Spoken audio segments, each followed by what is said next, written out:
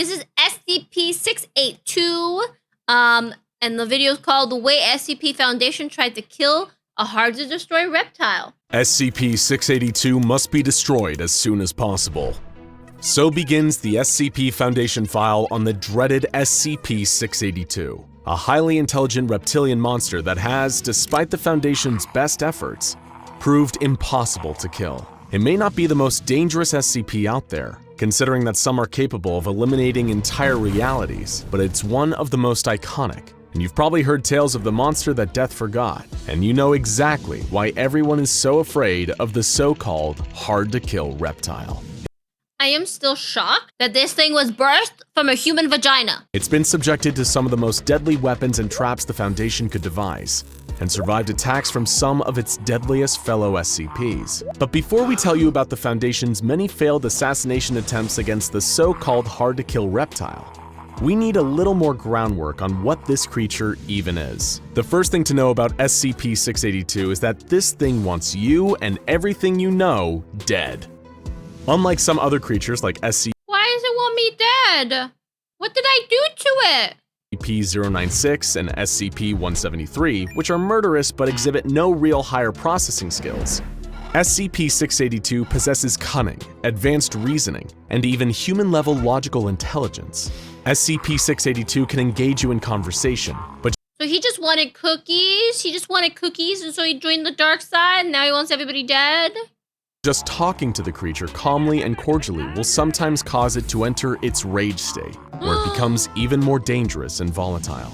The beast is perpetually kept in a tank of powerful hydrochloric acid, melting its tissue to prevent it from reaching its full potential and going on a rampage. The creature's most terrifying acid, I would be angry too if somebody put me in acid. and the reason it's proven impossible to terminate thus far, is its incredible adaptability to any and all external stimuli. 682 is a reactive being, capable of not only surviving and regenerating from all attacks, but often incorporating those attacks into its own wide arsenal. In other words, if you're hoping to kill this thing, you better kill it on the first hit. Because if you don't, you better believe it's gonna hit you back 100 times harder. Is it weird that it's giving me like Envy's true form in Full Metal Alchemist Brotherhood vibes?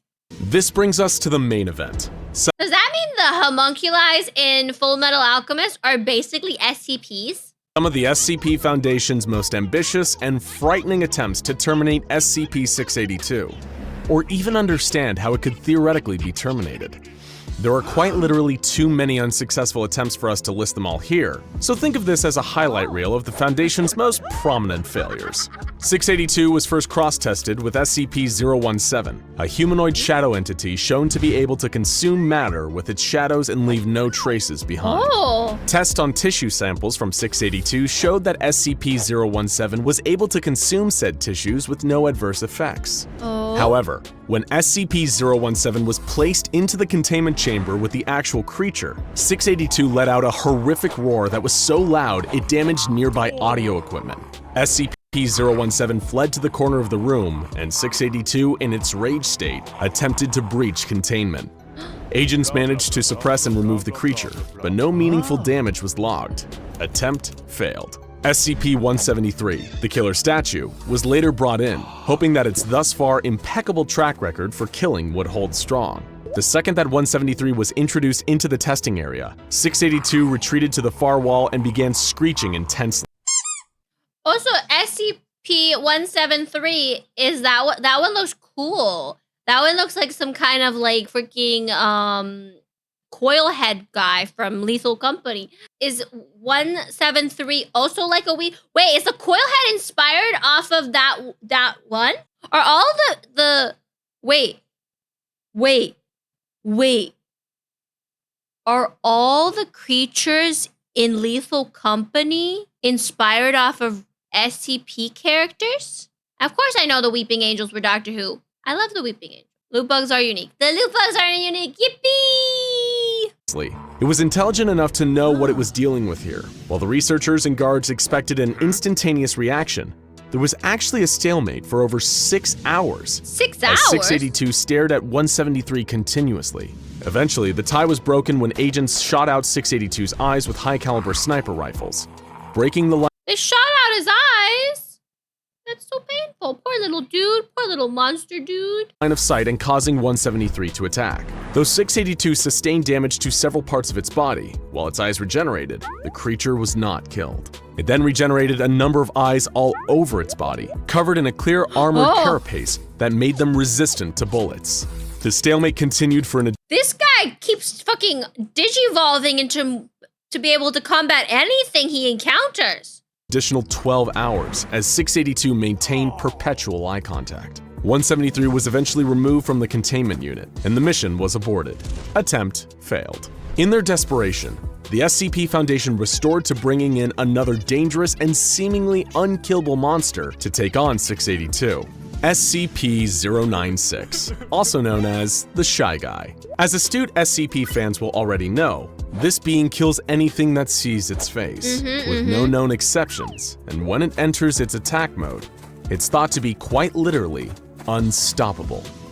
Or at least, it was. While SCP-096 was able to destroy 85% of 682's original body mass during their 27-hour battle, it was left mentally broken, wounded, and huddled in the corner. To this day, if ever confronted with SCP-682, the Shy Guy reacts in pure terror, turning away and clawing at its own face. Attempt failed.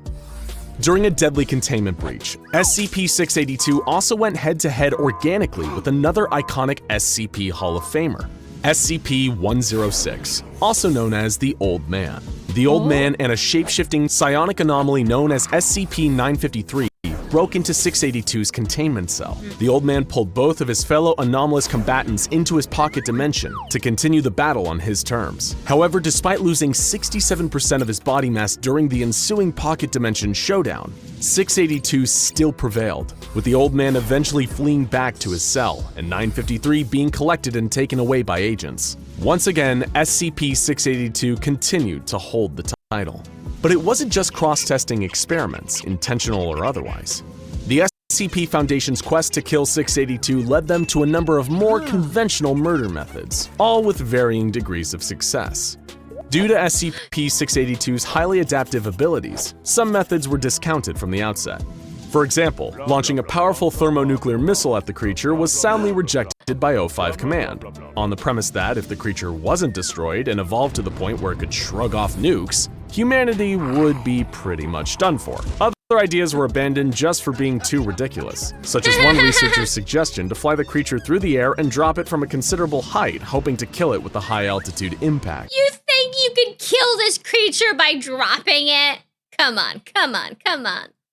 I'm not sure we even need to tell you why that's a terrible idea, but during the experiments on SCP-682, the studies range from honest to incompetent to straight-up evil. One guest researcher fed 2 small innocent children to the creature just to see what would happen. He was then How about we I don't know, leave it alone? Exactly, Rag. Why don't we leave it alone? Send it to space. See, that would work. Send it to outer space, like orbit it out. himself fed to the creature for his sadistic behavior, which was viewed as getting in the way of his professional conduct. After all, the Foundation is meant to be cold, not cruel.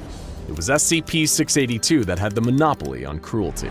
Memetic kill agents were a resounding failure. They attempted to dismember 682 with a powerful laser, only to have the creature develop reflective surfaces that displaced the beam and caused catastrophic damage to the area around it. They attempted to kill the creature by sucking all the air out of its containment facility and create a vacuum, but it expelled a dangerous gaseous compound that reacted violently and exploded when air was once again introduced into the room. The Foundation used high-precision blades to slice SCP-682 into approximately 12,000 pieces, then separated these pieces. Wait, they cut him into a ton of pieces? Unsurprisingly, by this point, this attempt also failed. The 12,000 pieces reformed a short while later into the fully operational killing machine we all know and fear. In one particularly frightening display of intelligence and adaptability, the Foundation attempted to kill 682 with extreme heat, but it shielded itself by developing a second carapace composed of solid helium. When personnel entered the room following the failed attempt on the creature's life, it shattered its helium carapace into deadly shards that fired around the room and shredded all Foundation personnel in attendance. It had set a trap, and that trap had been wildly successful. The creature's ability to adapt to seemingly any offense is unparalleled, to the point where Foundation staff have no idea how to classify this creature, whether it's organic, inorganic, or even alive at all based on any definitions we could understand. At every turn, the creature And this thing was birthed from a human vagina? just raised more questions. What is it? Is it possible to destroy it at all by any means? Who was even trying to kill who here? Because it certainly seemed like SCP-682 had a masterful KD ratio by now. More extreme feats of cross-testing continued in the Foundation's growing desperation to eliminate this monster. SCP-162, which is a hypnotic ball of sharp objects, hooks, and high-tension fishing line, was What? An SCP is just a ball of knives? introduced to 682's containment cell. The hooks latched onto the creature and tore huge portions off, her lower jaw and one of its limbs. However, 682 was still able to breach containment, kill 11 people, and badly wound 86 others. It regenerated its severe injuries in no time. The beast was even taken to the domain of the Gate Guardian, one of the proposals for SCP-001. The Guardian had a flaming sword hotter than the sun, capable of destroying its targets on an atomic level. Naturally, SCP-682 survived and regenerated. Perhaps the most fascinating cross-test of all was between 682 and SCP-053, who manifests as a kind, innocent little girl with the unfortunate condition of causing homicidal tendencies in all who come into contact with her for more than 10 minutes. The people with these tendencies would then attempt to harm the girl, but would immediately drop dead shortly after, leaving the girl intact. The researchers present anticipated two possible outcomes here. The optimistic outcome, in which 682 enters a rage state, attacks 053, and died for good. And the realistic outcome, in which 682 attacks 053, possibly experiencing some minor injury or nothing at all, and 053 had to be removed from the containment cell. But that didn't happen. What did occur was considerably more shocking than any kind of violence. When 053 entered 682's containment chamber, the monster became uncharacteristically docile. Researchers and staff were baffled and watched with amazement as 053 approached the terrifying, immortal, mass-murdering monster and began to play with it. 682 even allowed 053 to draw on its face with crayons. Researchers thought they must have been dreaming seeing this surreal display play out. 053 even appeared to have affection for this unkillable misanthrope. It was a single act in defiance of everything they thought they knew. It's just her little doggy. When Foundation personnel entered the containment cell to separate the two, 682 went ballistic and killed multiple guards. 053 also wept, sad at being separated from her new friend. To this day, despite further testing, the Foundation has no idea how or why this happened. Like many details surrounding SCP-682, Just let her have her doggy. it's shrouded in deeply frustrating mystery. And so the tale of SCP-682 continues, in spite of the Foundation's best efforts.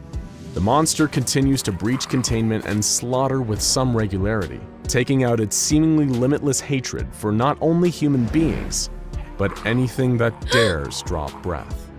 Nobody knows where exactly the creature is from, what its true nature is, or why its ability to adapt and regenerate. I don't know. I feel like keeping her and him together would probably be for the best.